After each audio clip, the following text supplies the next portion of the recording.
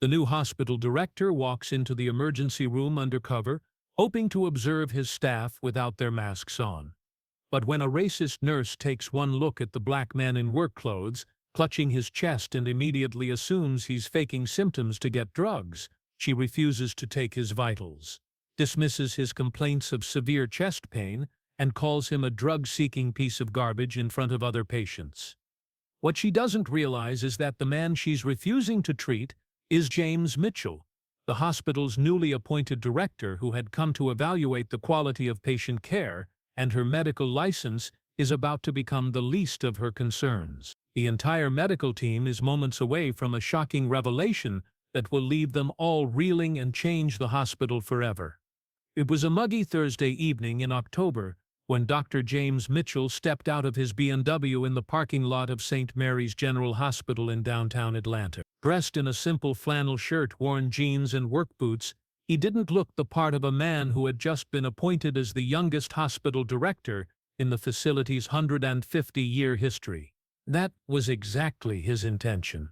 Mitchell believed in understanding his institution from the ground up, not through polished reports or carefully orchestrated tours. As a black physician who had worked his way through medical school and residency while facing discrimination at every level, he wanted to see how his emergency room staff treated patients who looked like him, patients without expensive insurance cards or prestigious addresses.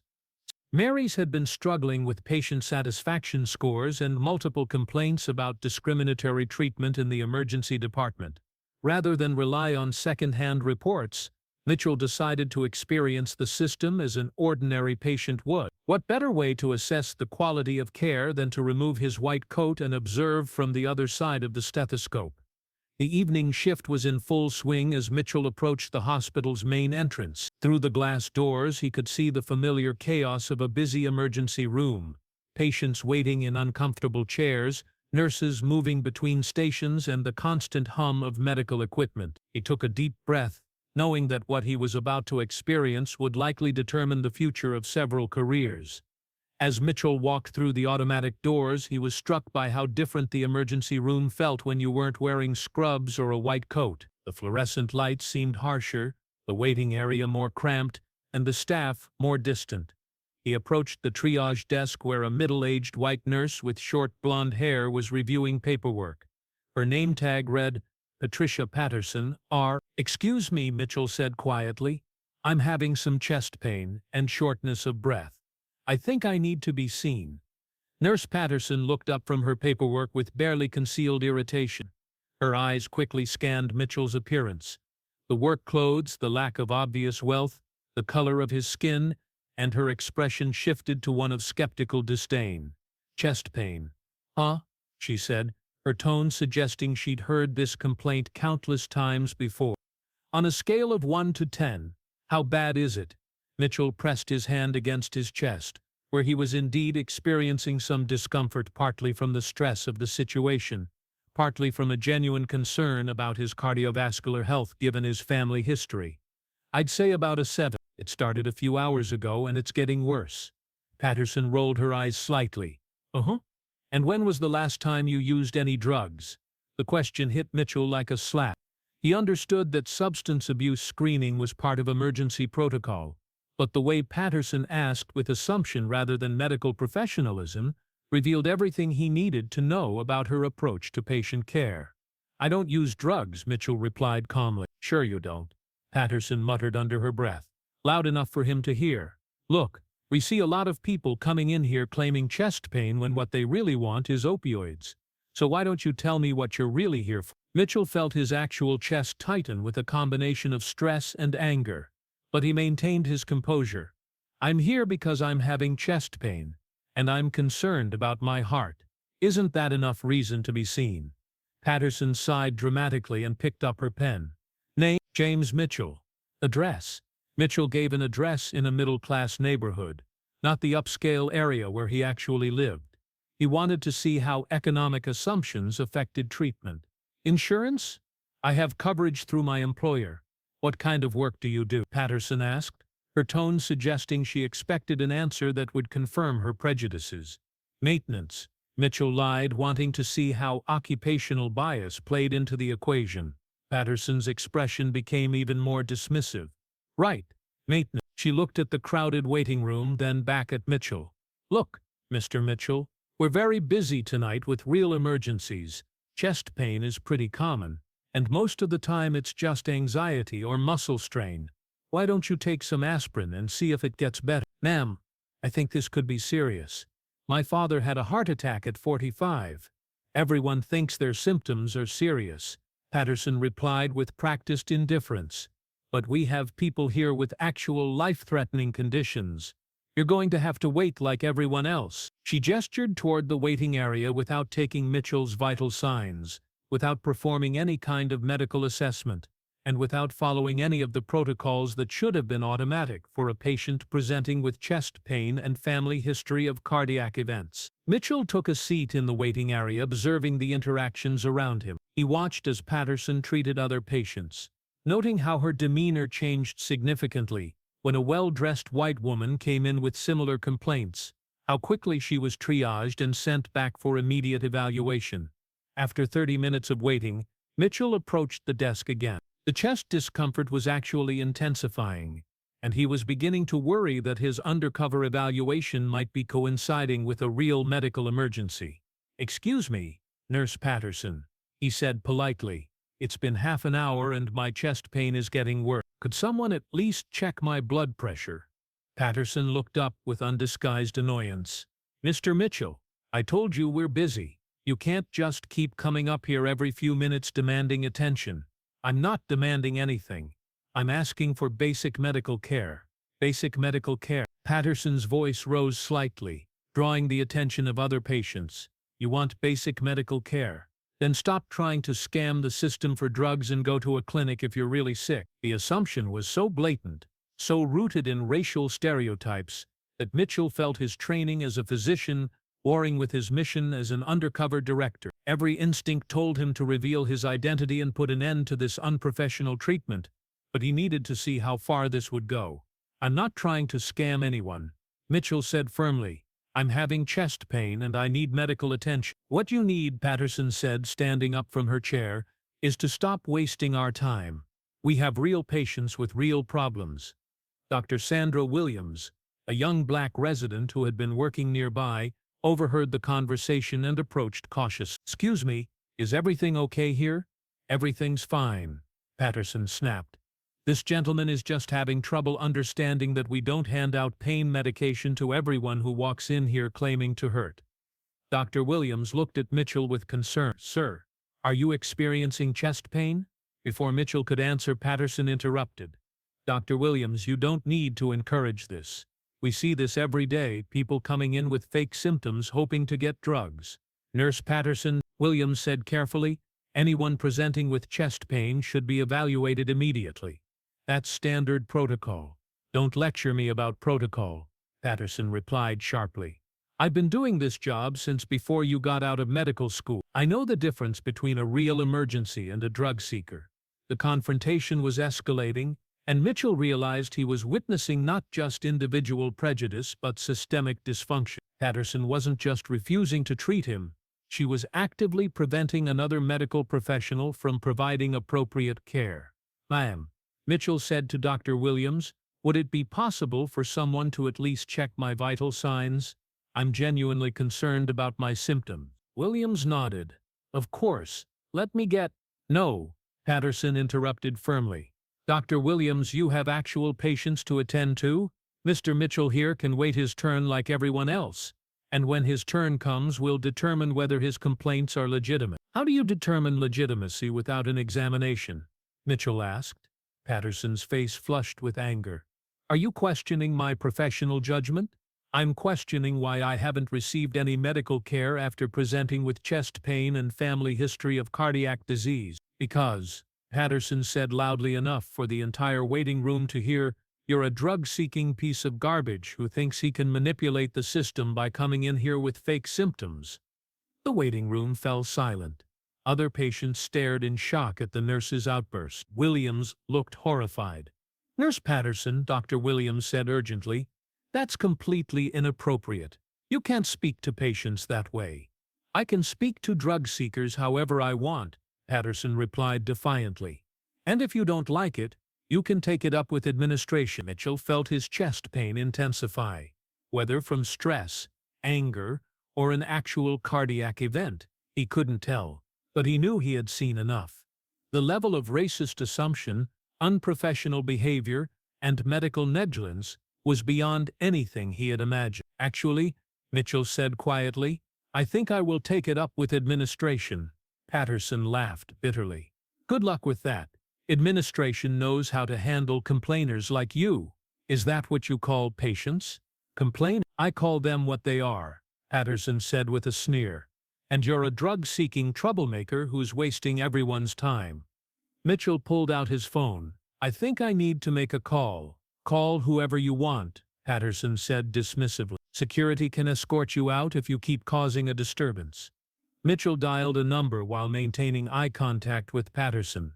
The phone rang twice before a familiar voice answered. "Dr. Elizabeth Carter, Chief of Staff." "Elizabeth, this is James Mitchell. I need you to come to the emergency room immediately. We have a situation." There was a pause. "James, are you all right? Why are you in the ER?" "I'm fine, but I need you here now. And bring the head of nursing and the medical director. We need to have a conversation with the emergency staff." "I'll be right there." Mitchell ended the call and looked at Patterson, who had gone slightly pale. She was clearly trying to process why a maintenance worker would be calling the chief of staff by her first name. "Who was that?" Patterson asked, her voice less confident than before. "Someone from administration," Mitchell replied calmly. Dr. Williams was staring at Mitchell with growing recognition. As a resident, she had attended the meetings where the new hospital director had been introduced, and something about Mitchell's voice and bearing was triggering her memory. "Sir," Dr. Williams said carefully, "could I ask your full name?" "Dr. James Mitchell," he replied, no longer maintaining his cover. The color drained completely from Patterson's face. Dr. Williams's eyes widened in recognition and horror. "Dr. Mitchell," Dr. Williams whispered. The new hospital director. The waiting room, which had been quietly observing the confrontation, erupted in murmurs. Patients who had witnessed Patterson's behavior began talking among themselves, some pulling out phones to record what they sensed was about to become a dramatic confrontation. Patterson stood frozen, her mouth opening and closing like a fish out of water. That's impossible. You said you were maintenance." "I said I worked in maintenance," Mitchell corrected. "I never said I wasn't also a physician, or the director of this hospital." But you're dressed like..." "Like what, Nurse Patterson? Like someone who doesn't deserve medical care? Like someone whose symptoms aren't worth investigating? Like someone you can dismiss based on assumptions about their race and economic status?" Patterson began to stammer an apology, but Mitchell held up his hand. "Save it. We'll discuss this with administration when they arrive." 5 minutes later, the emergency room doors burst open as Dr. Elizabeth Carter, Chief of Staff, hurried in accompanied by Margaret Thompson, Director of Nursing, and Dr. Robert Hayes, Medical Director. They found Mitchell sitting calmly in the waiting area while Patterson stood nearby, looking like she might faint. "James," Carter said with concern, "what happened? Are you injured?" "I'm fine, Elizabeth, but we need to have a serious discussion about patient care in this department." Dr. Carter looked around at the tense faces in the waiting room, the shocked expression on Dr. Williams's face, and Patterson's obvious distress. "What exactly occurred here?" Mitchell stood up, his presence now commanding the attention of everyone in the room. Gone was the assumed persona of a working-class patient. In its place stood the authority and dignity of a respected physician and hospital administrator. "I came here tonight to conduct an undercover evaluation of our emergency department," Mitchell began, his voice carrying clearly through the waiting room. "What I experienced was discriminatory treatment based on racial assumptions, refusal to provide basic medical care, verbal abuse, and a complete disregard for professional medical standards." Margaret Thompson, the nursing director, looked horrified. "Dr. Mitchell, what specifically happened?" Nurse Patterson took one look at me, a black man in work clothes, and immediately assumed I was seeking drugs. She refused to take my vital signs, dismissed my complaints of chest pain, despite family history of cardiac disease, called me a drug-seeking piece of garbage, and actively prevented Dr. Williams from providing appropriate medical care. The silence that followed was deafening. Margaret Thompson's face went white as she looked at Patterson, who was now trembling. "Is this true?" Dr. Carter asked Patterson directly. Patterson tried to speak, but no words came out. Her career flashing before her eyes, she finally managed to whisper, "I didn't know." "You didn't know what?" Mitchell asked sharply. "You didn't know I was the director? Or you didn't know that every patient, regardless of race, clothing, or economic status, deserves professional medical care and basic human dignity?" Dr. Williams stepped forward. "Dr. Mitchell, I witnessed the entire interaction. Nurse Patterson refused to perform triage, made racist assumptions about drug-seeking behavior, and used inappropriate language. She also prevented me from examining the patient when I attempted to provide appropriate care." The medical director, looked at Patterson with a mixture of anger and disappointment. "Nurse Patterson, in 30 years of medicine, I have never heard of such unprofessional behavior. You violated every principle of medical ethics and patient care." Mitchell addressed the growing crowd of hospital staff who had gathered as word spread throughout the building. "This incident represents everything that's wrong with healthcare disparities in this country. Patients of color are routinely dismissed, their symptoms minimized, and their pain ignored because of assumptions and biases that have no place in medicine." He turned back to Patterson. "You didn't just refuse to treat a patient tonight. You nearly committed medical malpractice through willful negligence. What if I had actually been having a heart attack? What if your assumptions had cost someone their life?" Patterson finally found her voice, though it was shaky and weak. "Dr. Mitchell, I'm so sorry. I made a terrible mistake. Please. I have 20 years of service here." 20 years, Mitchell repeated. 20 years of treating how many other patients the way you treated me tonight? 20 years of letting racial bias influence medical decisions?" Margaret Thompson stepped forward. "Mitchell, I assure you this behavior is not representative of our nursing staff as a whole. We will take immediate disciplinary action." "This isn't just about discipline," Mitchell replied. "This is about systemic change. We're going to use this incident as a teaching moment for the entire hospital." He addressed the waiting room full of patients, many of whom were recording the conversation on their phones. "To the patients who witnessed this tonight, I want you to know that this behavior is unacceptable and will not be tolerated at St. Mary's Hospital. Everyone who seeks medical care here deserves to be treated with respect and professionalism." Turning back to his administrators, Mitchell continued, "Effective immediately, we're implementing mandatory bias training for all staff. We're also establishing a patient advocate program to ensure that incidents like this are reported and addressed." Patterson, now in tears, made one last attempt to save her career. "Dr. Mitchell, please, I'll do anything. I'll take training. I'll transfer departments." Mitchell looked at her with a mixture of sadness and resolve. "Nurse Patterson, your actions tonight demonstrated that you're not capable of providing unbiased medical care to all patients. That's not a training issue, that's a character issue." He turned to Margaret Thompson. "I want her badge and her access revoked immediately." "She's terminated effective now." "Dr. Mitchell," Patterson pleaded, "you can't destroy my career over one mistake." "I'm not destroying your career," Mitchell replied firmly. "Your racism destroyed your career. Your assumptions destroyed your career. Your refusal to provide basic medical care to a patient in need destroyed your career. I'm just making sure you can't endanger any more patients." Security arrived to escort Patterson from the building. As she was led away, she turned back one more time. "This isn't fair," she said desperately. Mitchell met her gaze steadily. "You're right. It isn't fair. It wasn't fair when you refused to treat me because of my race. It wasn't fair to every other patient you've discriminated against over the past 20 years. It wasn't fair to the medical profession that trusted you to uphold its principles. But what's happening now? This is justice." As Patterson was escorted out, Mitchell addressed the remaining staff. "Let this be clear to everyone. Discrimination has no place in healthcare. Racism has no place in this hospital. If you cannot treat all patients with equal care and respect, regardless of their appearance or background, then you cannot work here." Dr. Williams approached Mitchell as the crowd began to disperse. "Mitchell, I want to apologize for not intervening more forcefully. I should have insisted on examining you regardless of Nurse Patterson's objections. Mitchell nodded approvingly. Williams, you did try to provide appropriate care, and you were prevented from doing so by a more senior staff member. That takes courage. But you're right. Sometimes doing the right thing requires us to push back harder against those who would prevent us from providing good medicine. In the days that followed, the incident became a catalyst for significant changes at St. Mary's Hospital. The mandatory bias training that Mitchell implemented became a model for other hospitals. Patient satisfaction scores improved dramatically as staff became more aware of their own prejudices and assumptions.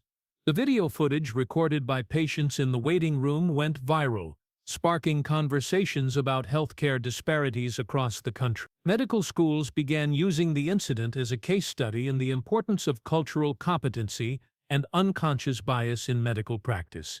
But perhaps the most meaningful change came from the community itself. Dorothy Johnson, an elderly black woman who had witnessed the entire confrontation, approached Mitchell at a community health fair months later. "Dr. Mitchell," she said, "I've been avoiding doctors for years because of experiences like what you went through that night. But seeing you stand up for yourself and for all of us, it gave me hope that things might actually be different now." Mitchell smiled. "Mrs. Johnson, change doesn't happen overnight, but it does happen when people refuse to accept discrimination as normal, whether they're wearing scrubs or sitting in a waiting room." A year later, St. Mary's Hospital had become a regional leader in patient satisfaction and cultural competency. The emergency department that had once been plagued by complaints about discriminatory treatment now served as a training site for other hospitals seeking to improve their own practices. Mitchell often reflected on that Thursday evening when he walked into his own emergency room and was treated like a second-class citizen. It had been one of the most difficult experiences of his medical career, but also one of the most important, because sometimes to fix a broken system, you have to experience its failures firsthand. And sometimes, the most powerful medicine isn't found in a prescription pad, it's found in the courage to demand that everyone receives the same standard of care, regardless of the color of their skin or the clothes on their back. In Atlanta, Georgia, change came not through policies or procedures, but through one man's willingness to walk in his patient's shoes and demand better from those who took an oath to do no harm. And that change, carefully nurtured and fiercely protected, became a beacon of hope for healthcare systems across the nation. Because real healing doesn't just treat the body, it heals the biases and assumptions that prevent good medicine from reaching everyone who needs it.